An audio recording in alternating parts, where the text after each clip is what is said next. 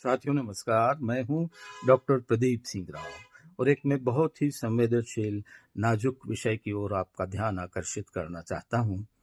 देश और समाज में हम निरंतर देख रहे हैं कि किशोरावस्था में जो एक अवसाद से घिर रही है हमारी पीढ़ी, रोजमर्रा के समाचारों में कहीं न कहीं हम देखते हैं कि आत्महत्याएं बढ़ रही हैं। ये चिंता का कारण है समाज के लिए, हमारी शिक्षा व्यवस्था के लिए, हमारे परिवार के लिए, समाज के लिए। तो ये ऐसा क्यों होता है? जीन पियाजो, जिन्होंने सैकड़ों वर्ष पहले बाल मनोविज्ञान का अध्ययन किया था, शुरुआत की थी, तब से लेकर हर्बर्ट स्पेंसर तक, जो कि किशोरावस्था के बहुत अच्छे विशेषज्ञ थे, इन लोगों ने बड़े तरीके से बताया था कि कहाँ क्या ध्यान रखना चाहिए। स्पेंसर ने तो ये तक कहा कि ये शिक्षा, बाल मनोविज्ञान, किशोर मनोविज्ञान अनिवार्य होना चाहिए। प्रत्येक घर में माता पिता, स्कूल, आपका समाज और जितनी भी शैक्षणिक संस्थाएं हैं, वहाँ इसे अनिवार्य किया जाना चाहिए। हालांकि बीएड एमएड में मनोविज्ञान अनिवार्य होता है, लेकिन ये बोलने में मुझे बिल्कुल हिचक नहीं है कि उसको शिक्षक भी कभी कभी भूल जाते हैं।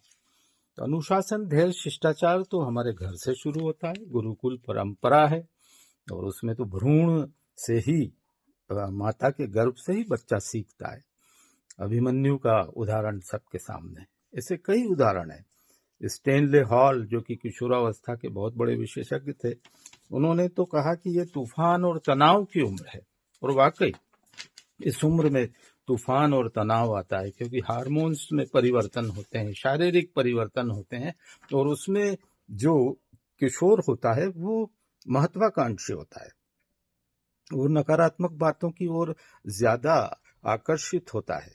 वो एक नया परिवर्तन देखता है, जैविक परिवर्तन देखता है, और उसमें उसके बुद्धि, विचार और धैर्य एक तरफ हो जाते हैं, हाशिए में चले जाते हैं।